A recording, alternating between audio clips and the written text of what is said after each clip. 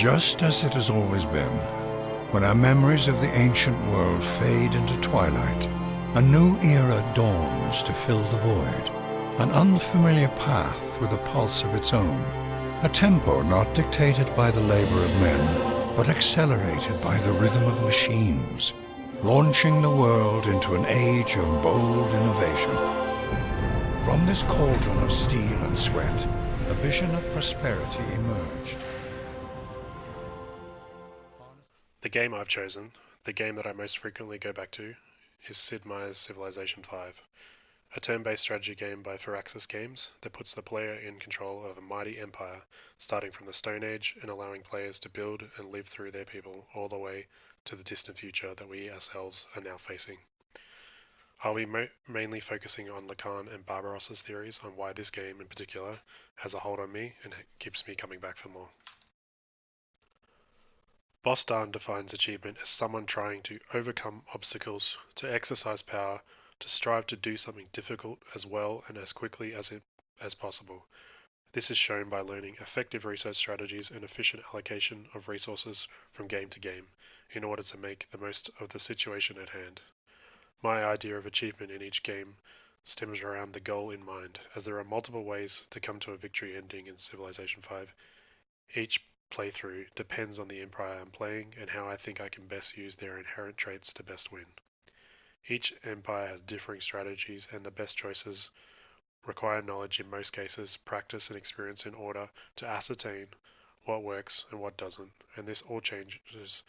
from time to time when clashing with environmental issues that I as the player cannot control. Lacan's take on the need for achievement, or his idea of desire, by giving the player agency within a strictly determined playing field, computer games sublimate the lack experienced by the subject. In other words, the player is simultaneously empowered and alienated within the virtual world as they are impelled to negotiate a series of obstacles in pursuit of their desire. Lacan's idea of desire as the subject exists under the illusion that they can become whole by attaining their desire. In Civilization V, the state of the game changes throughout its play, and every different playthrough has randomized elements from the map and resource allocation to player starting positions. This affects the theory of desire in that it is an ever-changing goal and something that, even when reached in a finished game, can either have problems or obstacles that the player didn't complete correctly despite victory, which weighs on the idea of a perfect game, or the simple fact that you can start all over again in a new game, and this new game will have differing goals to achieve and have no bearing on the previous game. Bostan's ideas line up with this line of thinking, and argues that it should not be forgotten that motivation to reach a goal is influenced by both personal factors, i.e. needs, motivations and goals, and situational factors, so opportunities, possible incentives provided by the environment. Looking at Lacan's theory of desire through the player himself as the desire,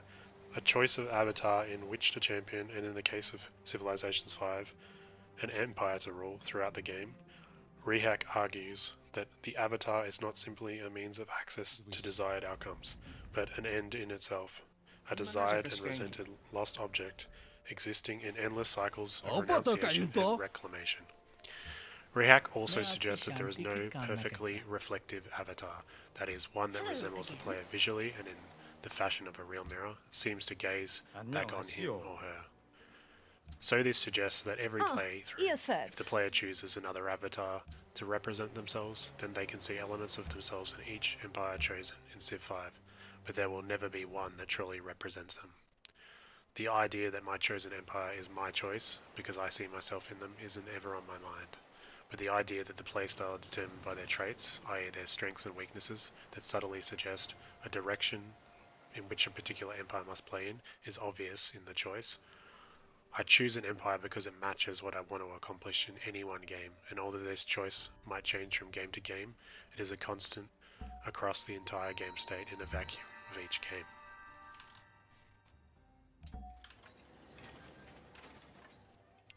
In conclusion, I believe that the idea of Lacan's theory of desire and Bostan's theory of achievement intertwined are what makes Civ 5 such an addictive game and why it's so easy to return on a regular basis. The idea that you can never have a perfect game, which is shared by many online and competitive games that invoke the sense of change from game to game, even if the overarching goal stays the same. The cycle of desire is to achieve yet never quite reaching that perfect game, or the idea of the perfect game doesn't actually exist because the limits you put on one playthrough have no significant sway over another playthrough, because your game space has changed enough that even if the main goals that reside in the game exist, that you will perpetually fulfill the need to do better and better.